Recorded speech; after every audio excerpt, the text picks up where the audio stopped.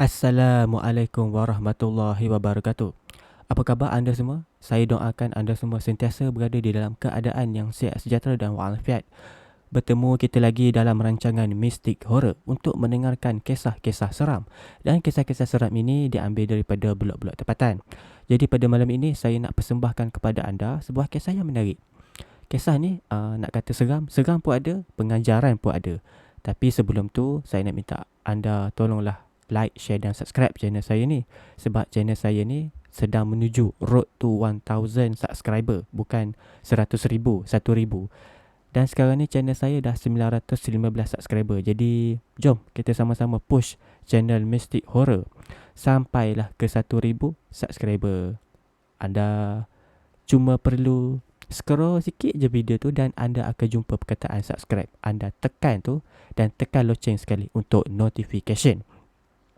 Adakah anda dah buat demikian? Bagus. Jom kita terus ke agenda kita. Kisah kita pada malam ini, tajuk dia di akhir cerita pun saya akan bagi tahu. Baik, kita mulakan dengan kisah dia dulu. Aziz. Aziz merupakan salah seorang pelajar dekat sebuah college di ibu kota. Beliau ada 4 orang kawan baik. Kita bagi nama Nita, Dania dan juga Sarah. Keempat-empat dia orang ni memang kawan baik daripada sekolah menengah lagi. Buat apa-apa pun bersama. Tapi mereka ni diberi rezeki oleh Allah SWT sampailah ke Menara Gading pun masih lagi bersama 4 orang ni. Nak pergi mana semua berempat. Pendek kata, orang luar yang nampak dia orang ni berkawan dah bukan macam kawan. Dah macam lebih kepada adik-beradik disebabkan keakraban mereka ni. Orang anggap mereka ni adik-beradik, bukan lagi kawan. Tapi sebenarnya dia orang berkawan. Tapi terlalu rapat sangat lah. Nak pergi mana-mana pun mesti berempat.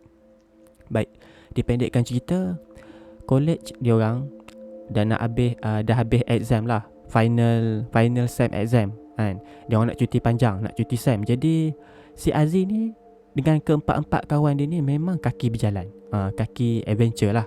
Kemana-mana saja dia orang dah pergi. Tapi ada satu hari ni, si Aziz ni dia nak buat satu kelainan. Dia bercadang, dia nak melancong ala-ala kampung gitu. Jadi dia pun survey lah dekat internet. Dia pun survey. Survey. Dan dia orang jumpa ada satu tempat yang bernama Tanjung Hulu. Dan Tanjung Hulu ni sangat cantik. Dalam gambar tu lah. Jadi dia pun tunjuklah dekat kawan yang 3 orang ni.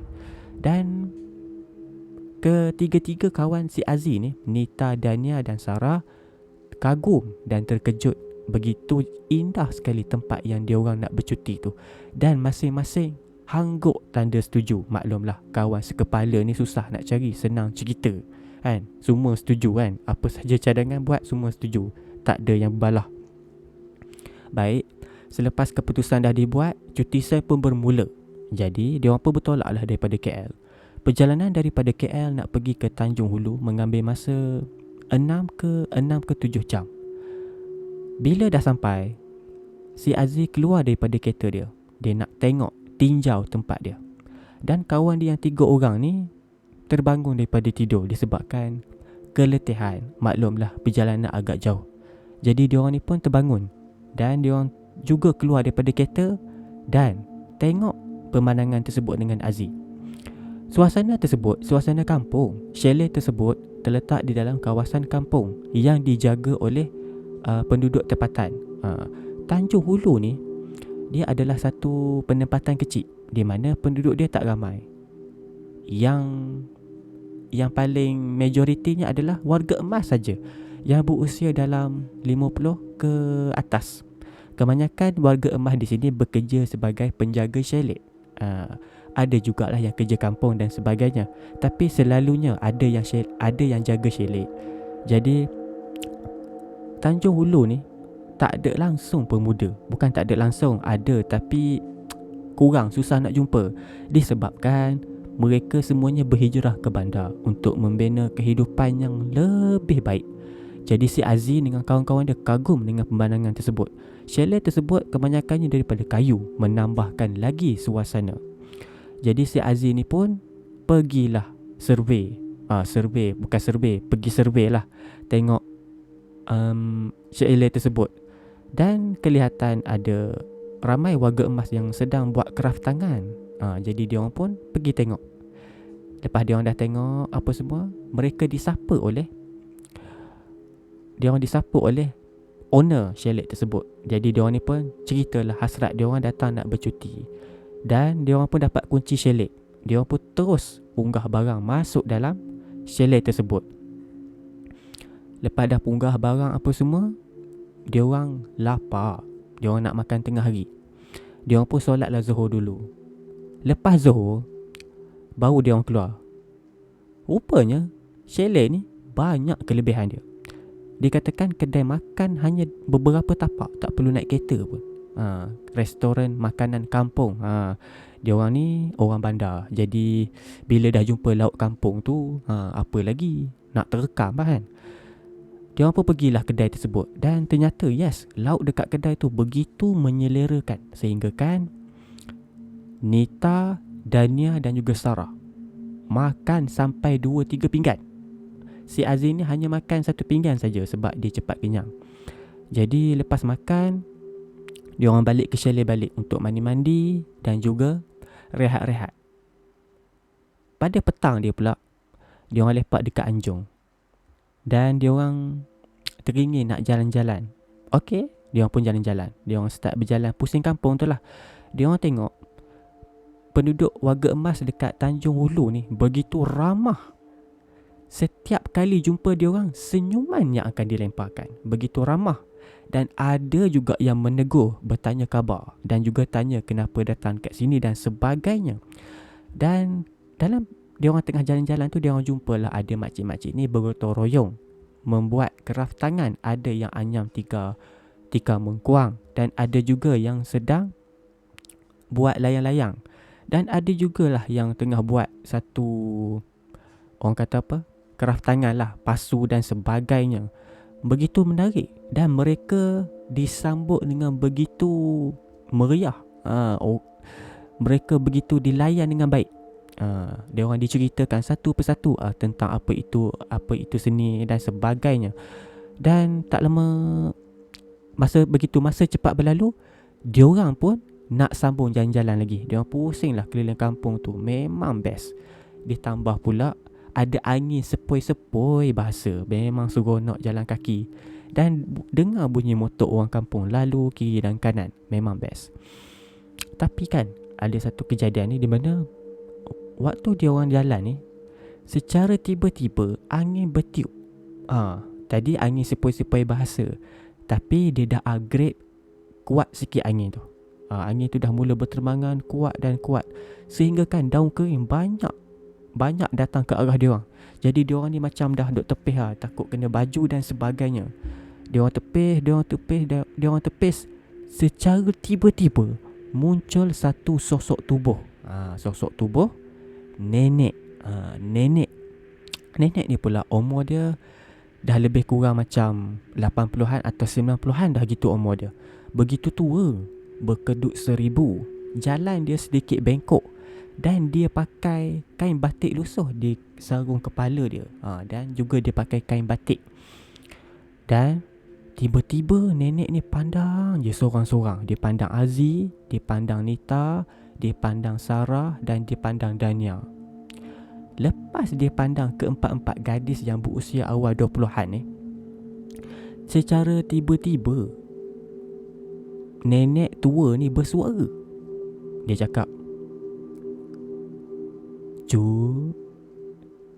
Cucu ni berkawan baik kan? Tapi ingat, nama nenek Nek Semah. Dan Nek Semah dah buat ramalan yang salah seorang daripada korang ni akan khianat.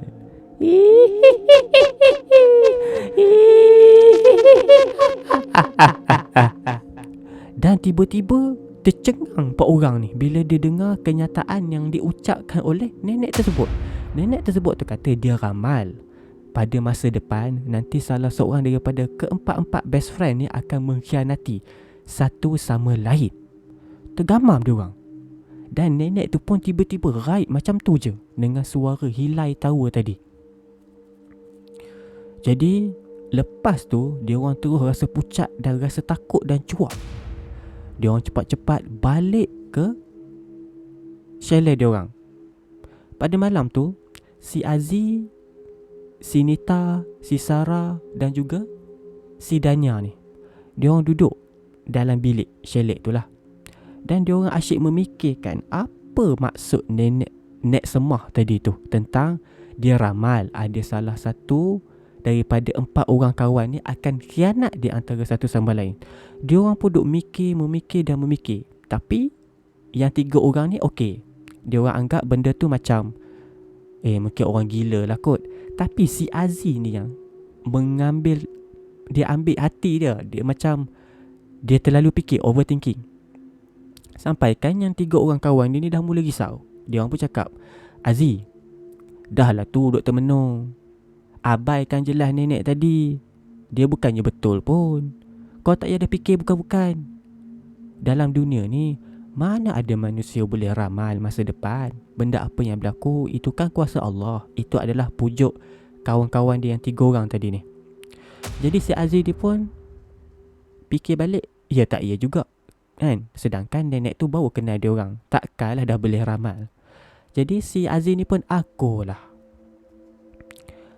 Pada malamnya pula, dia orang lepak dekat Anjung. Dia orang lepak dekat Anjung. Dan tiba-tiba telefon Aziz ni berbunyi dan si Aziz ni pun angkat. Waktu si Aziz ni bercakap dengan telefon, si Aziz ni lari jauh sikit daripada dia orang. Dan nampak si Aziz tengah tersipu-sipu malu. Dan tiba-tiba yang si Sarah ni pun bersuara, "Weh, apa hal dengan Aziz tu? Tersenyum, tersengih macam orang gedik je. Kau ni takkanlah tak tahu kot. Dia punya power lah call Tengku Karman tu. Siapa je yang tak kenal. Jejaka paling hot dekat college kita. Betul lah si Aziz ni dapat jejaka macam Tengku Karman. Dah lah handsome, bersuara lunak, berketurunan dia raja." Si Nita dia pula menyampuk, Dania, kau tu dah mulalah tu berangan. Duduk atas pelamin dengan Tengku Karman. Aku bagi tahu si Aziz sekarang mengamuk dia. Okey Nita, janganlah bagi tahu. Rahsia rahsia. Okey. Dan dia orang ni pun teruskan lepak. Dia orang teruskan lepak sampailah jam dah pukul 1:30 pagi. Waktu ni dah lewat malam. Dan tiba-tiba si Aziz ni macam dia tanya dekat kawan dia, korang, macam mana kalau apa yang Nek Semah tu ramal tu betul? Kau ni Aziz, kau tak habis lagi ke? Engkau percaya ke cakap nenek tua gila tu? Entah-entah dia sendiri pun gila. Pandai-pandai pula nak teka. Kau jangan risaulah. Dah lah, jom masuk tidur. Esok nak bangun awal. Jadi dia pun masuklah tidur. Bila dah masuk tidur, ketiga-tiga kawan Aziz ni dah tidur. Dia orang tidur dengan begitu lena sekali. Kecuali si Aziz ni. Si Aziz ni, kepala dia daripada tadi asyik kena psycho je dengan Nek Semah tu tadi. Dia terlalu overthinking tentang apa yang diucapkan oleh Nek Semah. Dalam dia tengah memikir tu, dia cuba paksa juga mata dia lelap. Dan tiba-tiba pintu chalet dia diketuk. Tok tok tok. Tok tok tok. Tok tok tok. Si Aziz ni terkejut sebab dia tak boleh tidur. Jadi dia ingat siapa. Pada waktu tu dia tak fikir lagi lah pasal hantu-hantu apa semua ni. Waktu tu dia husnuzon. Dia ingat itu mungkin penjaga chalet tu nak minta nak bagi barang ataupun bagi selimut ataupun apa-apa je lah. Tapi yang pelik, kenapa mesti pukul 3 pagi? Waktu ni si Aziz dah mula cuak. Si Aziz bangun daripada katil dia. Dia menapak slow-slow. Dia pergi kejut kawan dia yang bilik sebelah. Bila dia dah masuk bilik kawan dia, dia pun kejut. Sarah. Oi Nita. Sarah. Nita. Weh, bangun weh, ada orang ketuk pintu. Ketiga-tiga mereka tidur mati. Langsung tak endah. Si Aziz ni kejut dia orang. Tiba-tiba pintu tersebut sambung balik. Dia ketuk. Tok, tok, tok. Ketok, ketok, ketok. Ketok, ketok, ketok. Pintu tu tak berhenti. Sampaikan si Aziz ni dah mula rasa rimas. Dia pun rasalah mungkin penjaga chalet ni kot datang nak bagi sesuatu. Jadi waktu tu dia tak fikirlah pasal hantu ni lagi. Dia pun pergi menapak secara perlahan. Dia terpaksa juga pergi buka pintu. Sebab kalau tak layan, nanti tak tahulah siapa pula yang ketuk tu kan. Mungkin ada orang minta tolong ke apa. Itulah yang terlintas di fikiran si Aziz ni. Dia pun beranikan diri pergi dekat pintu tu. Dan dia pun buka pintu depan. Dan bila dia buka pintu, kelihatan ada sosok tubuh seorang wanita. Nampak macam nenek-nenek lah. Dia membelangkangi si Aziz ni. Si Aziz ni pun boleh tegur, ya, nak cari siapa ya? Tak ada sahutan daripada sosok tubuh tersebut. Dia diam dan kaku membelakangi si Aziz ni. Si Aziz ni pun mulalah memberanikan diri tepuk bahu sosok tubuh tersebut. Dan sosok tubuh tersebut perlahan-lahan memusingkan kepalanya. Bila dia dah pusing penuh, alangkah terkejutnya si Aziz sampai terduduk. Rupa-rupanya yang ketuk pintu tu adalah makhluk yang tidak berwajah. Tak ada mata, tak ada hidung dan juga tak ada mulut. Telinga pun tak ada. Kosong je wajah dia. Pucat pula tu. Dan baju dia sama macam baju yang dipakai oleh Nek Mah. Dan bongkok. Terkejut si Aziz ni dan dia tutup pintu dan dia lari masuk bilik macam dan dia menjerit, "Weh, tolong weh, hantu." Dan kawan dia yang 3 orang ni tadi terkejut dan pergi ke bilik si Aziz. Dia orang buka pintu bilik Aziz dah masuk. Dia orang tepuk wajah Aziz. "Hey Aziz, kenapa ni Aziz? Ya Allah, kenapa kau menjerit Aziz?" Korang Aku nampak hantu dekat depan pintu chalet kita tadi. Hantu tu tak ada wajah. Dia pandang aku dan dia tak cakap apa-apa, tapi aku seram pun weh. Lepas tu si Sarah ni marah. Tu lah kau. Tidur tak cuci kaki. Kau tengok sekarang kau dah mengigau. Mana ada hantu? Sarah, kalau kau tak percaya, kau pergilah buka pintu tu, kau tengok. Dia ada kat situ. Si Sarah ni pun berani-beraninya dia pergi buka. Kan tak ada. Engkau ni mengigau. Aku dah berapa kali dah pesan suruh basuh kaki, engkau pula tak nak. Buat kacau orang je si Aziz ni. Jadi si Nita ni tenangkan si Aziz ni. Dan si Aziz ni pun tidur. Si Nita menemankan si Aziz ni tidur. Si Aziz ni masih tak dapat nak lelakkan mata sebab dia masih lagi teringat kata-kata Nek Semah. Dan lama kelamaan dia makin lama dan makin mengantuk. Dia terlelap. Tak tahulah bila dia terlelap. Memang dia terlelap automatik. Dalam dia tidur tu, dia didatangi oleh satu makhluk. Makhluk ni pula berdiri atas perut dia. Makhluk ni pula kurus je amat, seolah-olah zombie. Pernah tengok zombie tak? Kurus kering je kan? Lebih kurang gitulah. Mata makhluk tu pula terjojol keluar sambil sengih dengan gigi yang tajam, sambil mengatakan, "Salah seorang daripada kamu pasti akan mengkhianati. Pasti akan jadi pengkhianat. Pengkhianat."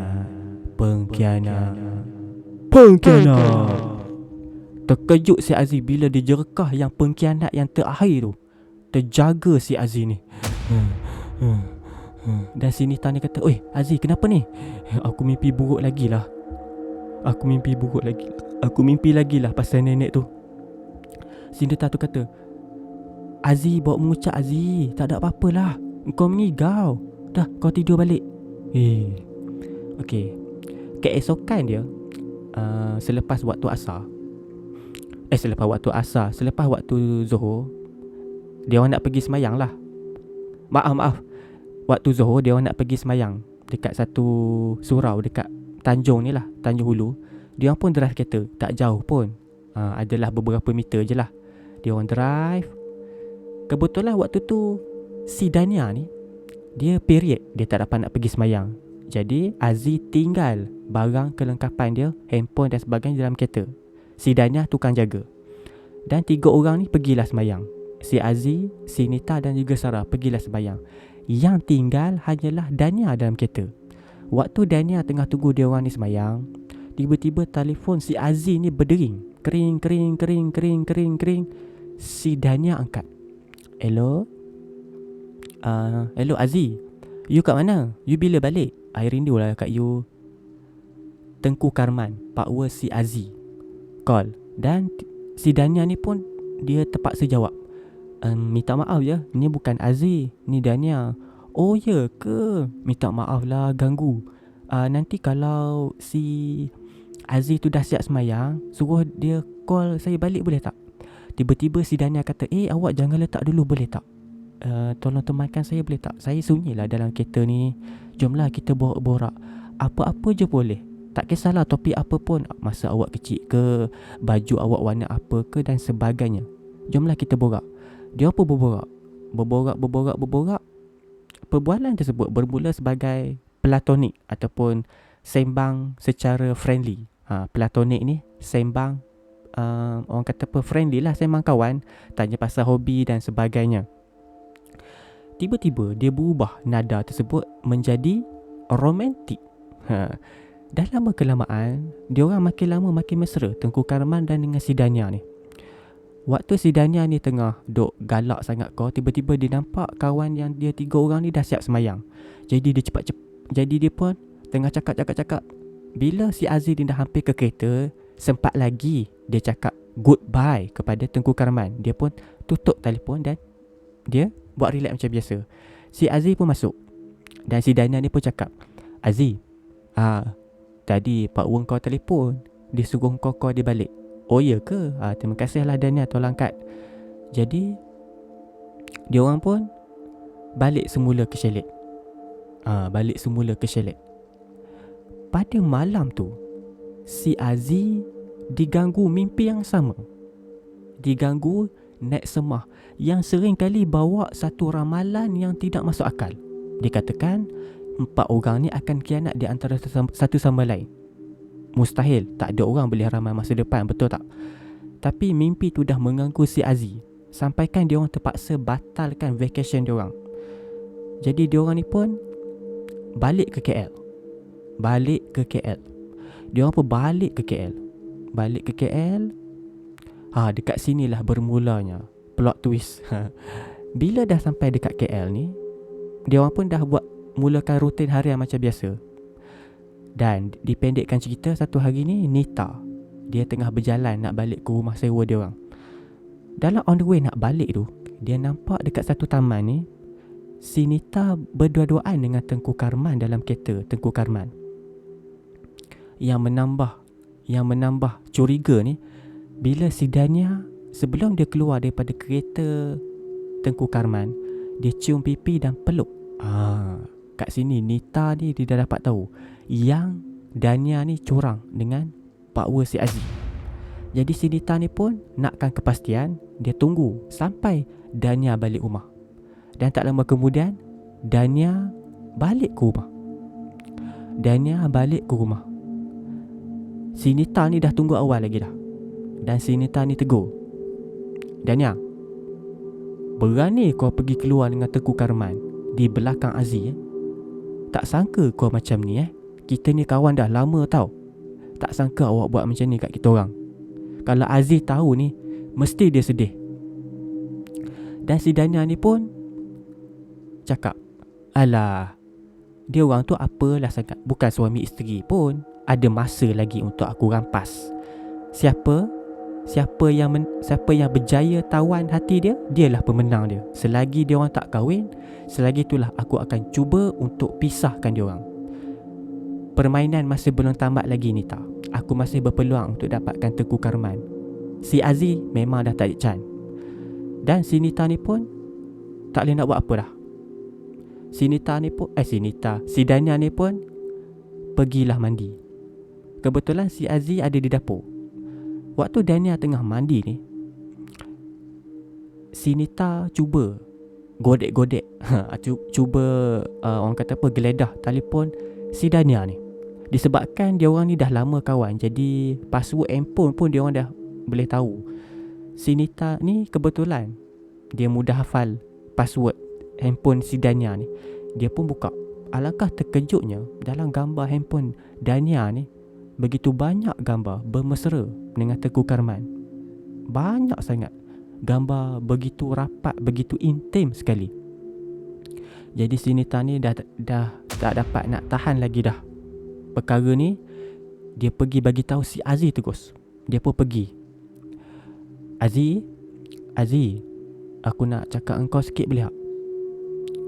Aku nak tunjuk kau satu ni, tapi aku harap engkau terimalah berita ni dengan tabah. Apa dia? Si Nita ni pun buka lah handphone si Dania ni dan tunjuk dekat Aziz tentang gambar bermesraan dia orang tadi. Bila tengok, Aziz terkejut. Wajah dia agak menyedihkan. Dia macam seolah-olah rasa tak percaya si Dania ni mengkhianati dia. Sedangkan perbuatan si Dania ni adalah seorang yang polos, yang suka menceriakan kawan-kawan. Jadi dia terkejut sampai dia terduduk dekat dapur, atas lantai dapur tu. Dan dia terkejut. Daripada terkejut, kat situlah dia dah berubah menjadi panas baran. Kebetulan si Dania turun daripada tangga nak ke dapur. Dekat sinilah pergaduhan berlaku. Si Aziz bangun dan cakap, "Oi Dania, tergamak kau rampas boyfriend aku Kita ni kawan dah lama tahu tak? Tergamak kau buat aku macam ni. Sedih aku tahu tak?" Si Dania membalas, "Heleh, engkau tu pun bukan kahwin lagi dengan Tengku Karman tu. Masih ada masa untuk aku selit dan aku rampas daripada engkau. Kau ni memang tak reti jaga power. Kau tengok, kau tinggalkan power kau tak layan. Kau tengok, aku yang dapat. Kau dah tak ada peluang lagi dah Aziz. Aku bakal berkahwin dengan Tengku Karman." Jadi si Aziz ni bengkak menambah marah lagi. Si Aziz ni makin lama makin marah. Si Nita ni dah cuba dah tenangkan.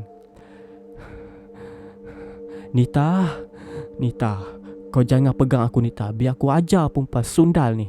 Jadi si Aziz tepis si Nita. Si Nita ni sampai terduduk. Begitu kuat dia tolak. Begitu marah. Si Aziz tidak cakap banyak, terus menerpa, tarik rambut si Nita dan berlaku pergaduhan dekat ruang tamu. Waktu tu Sarah pun keluar daripada bilik disebabkan terlalu kecoh dekat ruang tamu. Jadi Sarah pun turun datang bantu nak leraikan pergaduhan tu. Dia orang berjaya leraikan. "Tak guna kau Dania, kau rampas boyfriend aku. Engkau tu yang tak reti jaga." Dia orang masih lagi berbalah mulut. Dan si Aziz ni lepas dia tenang sikit, dia berlari ke dapur. Tapi kali ni dia kembali. Tapi dia bawa pisau. Dan semua dalam Nita dengan Sarah terkejut dia bawa pisau. Dan dia orang cuba nak tenangkan sekali lagi. Tapi kali ni tak berjaya. Kekuatan dia amat kuat si Aziz ni bila dia tengah marah. Dia tolak kedua-duanya tu. Dan dia terekam si Nita. Si Nita pula. Dia terekam si Dania yang tengah betulkan rambut dia baru lepas gaduh. Dan si Dania jatuh atas lantai. Dan si Aziz berada di atas Dania ni. Lalu dia tikam tanpa belah kasihan. Seolah-olah Dania ni ibarat ayam. Dia tikam dan dia tikam sampailah si Dania ni meninggal dunia akibat pendarahan yang banyak, akibat kecederaan teruk di abdomen, iaitu perut, dan juga di dada dia. Akhirnya Dania langsung terkulai layu, tak bernyawa. Lepas je dia tikam Dania sampai mati, baru dia lepas pisau. "Apa ni? Astaghfirullahalazim. Aku dah bunuh orang. Nita, Sarah, aku dah bunuh orang." Dan dicampakkan pisau tu. Jadi si Nita ni cakap, "Aziz, Astaghfirullahalazim, apa kau dah buat ni Aziz, bawa mengucap Aziz, kau dah buat apa ni? Kau dah bunuh orang tahu tak? Si Sarah pun cakap, sudahlah kau Aziz, kau pergilah report polis, kau serahlah diri, kau dah buat jenayah ni. Lepas tu si Aziz ni cakap, gila korang, aku tak nak masuk penjara, aku tak nak kena hukuman gantung, tolonglah, aku takut sangat, please, please, tolonglah. Akhirnya si Nita ni bersetuju nak backup si Aziz ni. Baik, aku ada satu idea. Aku tak sanggup nak serahkan kau pada polis. Kita buat macam ni lah. Baik, kita bungkus mayat Dania dalam plastik ke apa ke, kita cuci darah ni, dan kita bawa lah ke hutan mana pun kita tanam. Dan si Sarah terkejut. Nita, kau dah gila ke? Bahaya tahu tak? Dengan kau dengan aku sekali masuk penjara. Kalau silap 3 bulan, kita boleh gantung juga sebab bersubahat. Si Nita kata, tolonglah, aku dah tak ada jalan lain lagi. Ini je cara. Lagipun aku tak boleh kehilangan Aziz. Dia dah rapat dengan kita. Jadi aku dah buat keputusan, aku nak tolong dia. Jadi diorang pun bersetujulah. Si Sarah ni pun terpaksalah aku. Jadi diorang pun mulalah kerja membersihkan rumah. Diorang cuci darah apa semua. Diorang balut mayat Dania yang mati ni dengan plastik ataupun dengan surat khabar dan sebagainya. Jadi diorang pun bubuh pula dah. Diorang balut dengan kain cadar katil si Dania ni. Diorang balut dan diorang budak bonet. Diorang pun drive kereta, carilah hutan bana mana nak tanam si mayat. Cari dah jumpalah satu hutan ni. Tapi masalahnya diorang terlupa tak bawa cangkul. Jadi diorang terpaksa tukar plan. Sebab lambat kalau nak patah balik ambil cangkul. Jadi diorang decide nak buang mayat Dania ni ke gaung. Jadi diorang pun meneruskan perjalanan. Perjalanan tersebut agak jauh. Alhamdulillah. Dan akhirnya diorang sampai juga dekat satu bukit ataupun gaung. Di situlah diorang buka bonet kereta, diorang ambil mayat Dania dan diorang buang. Dan diorang balik ke rumah. Disebabkan keletihan, diorang pun berehat. Dipendekkan cerita, bila malam menjelma, si Nita tengah berehat dekat ruang tamu. Secara tiba-tiba terdengar satu suara dekat pintu depan, pintu rumah sewa diorang ni. Terdengar ada satu suara,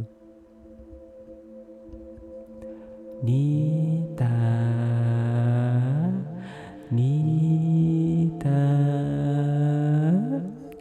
Si Nita ni terkejut, ada suara panggil dia. Tiba-tiba si Nita ni dia terkejut. Dia panggil, Dania, kau ke tu Dania? Aku minta maaf Dania, aku terpaksa buat macam tu Dania. Aku demi nak selamatkan Aziz, tolonglah. Nita, kenapa kau bunuh aku?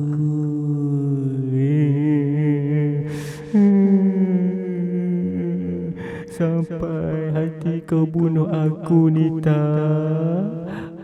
Bukan aku yang bunuh kau, tapi si Aziz. Tapi kau pun bersubahat juga kan? Si Nita ni begitu takut dan cuak. Lalu dia berlari ke bilik si Sarah ni. Dia kata, aku jumpa Sarah weh. Aku jumpa ni Dania weh. Dania panggil aku. Si Sarah kata, relax lah, kan kita dah buang mayat dia. Mana ada orang mati boleh hidup balik. Tiba-tiba dekat tingkap Sarah tu muncul Nita. Nita berpakaian sama macam waktu dia mati. Tetapi wajah dia agak pucat lesi, kebiru-biruan. Dan baju dia penuh dengan darah sambil pegang perut. Perut dia pula masih mengeluarkan darah sambil menangis.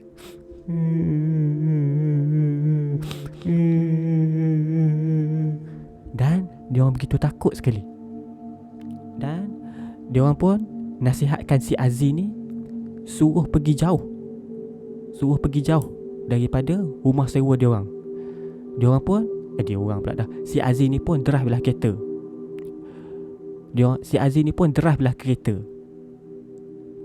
Si Aziz ni drive belah kereta sambil takut disebabkan dia rasa bersalah dengan apa yang dia dah buat.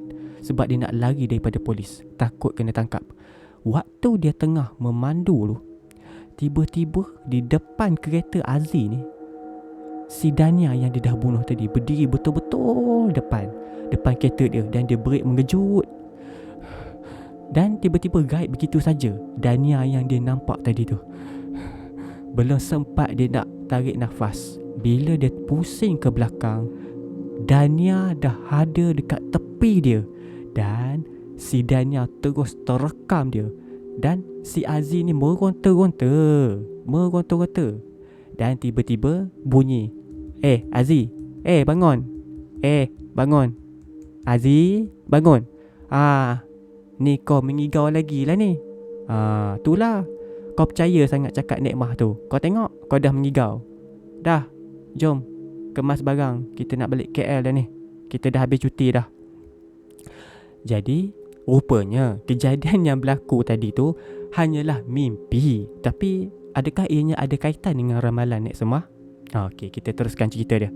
Waktu dia orang tengah duk packing barang nak balik, dah habis cuti kan. Waktu dia orang tengah duk kemas barang, tiba-tiba dia orang didatangi oleh lelaki yang berpakaian macam nurse. Jadi lelaki yang berpakaian nurse ni pun tanya, Assalamualaikum, nak tanyalah, ada nampak tak seorang nenek tua yang pakai baju kurung kedah, lepas tu dia pakai kain batik lusuh, ada nampak tak lalu sini? Dia jalan bongkok-bongkok sikit. Oh, Nek Semah ya nama dia? Nek Semah, ada nampak tak? Semalam dia ada datang kat kita orang. Lepas tu dia cakap benda yang merepek. Lepas tu nurse tersebut cakap, oh, macam ni, korang semua janganlah ambil hati ya dengan Nek Semah ni. Sebenarnya Nek Semah ni dia otak tak betul. Dulu dia pernah jadi bomoh. Dia pernah membela berbagai-bagai jenis makhluk halus. Tapi tak macam manalah, disebabkan dia terlalu famous, bomoh yang agak famous, dia ada banyak musuh. Dan salah seorang musuh dia ni hantar sihir, sampailah dia jadi gila macam tu. Gitulah cerita dia. Oh, jadi Nek Semah tu gila lah ya. Iya, sekarang ni dah 2-3 kali dia lari keluar daripada pusat jagaan orang tua tu yang kami tengah cari ni. Oh ya ke? Tak apalah, kalau macam tu saya minta diri dulu. Okey. Assalamualaikum. Waalaikumsalam. Jadi lepas dia orang dah kemas barang apa semua, dia orang pun start kereta. Dalam perjalanan balik, tiba-tiba dekat pokok besar, lepas kereta si Aziz ni melintasi pokok besar, tiba-tiba muncul nenek tua. Dan dia cebut, kan betul ramalan aku.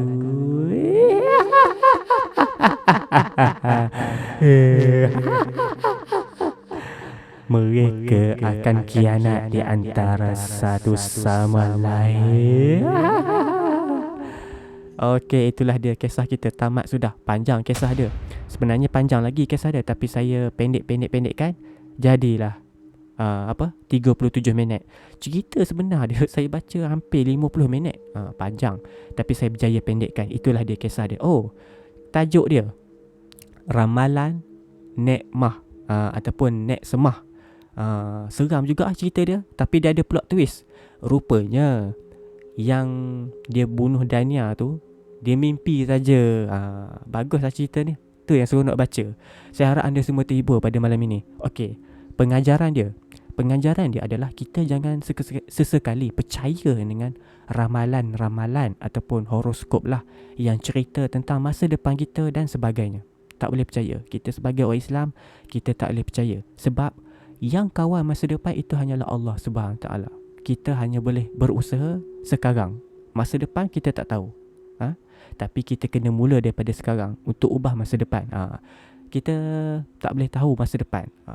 Okey, itulah dia. Terima kasih kepada anda yang sudi menonton pada malam ini. Saya minta maaf kalau bagi setengah anda mungkin tak selesa dengan suara saya yang mengilai tadi tu. Saya minta maaf. Saya buat sebab nak bagi, orang kata apa, buat rasa-rasa, buat suasana. Minta maaf ya. Okey, itulah dia kisah kita pada malam ini. Jumpa anda on the next video. Assalamualaikum.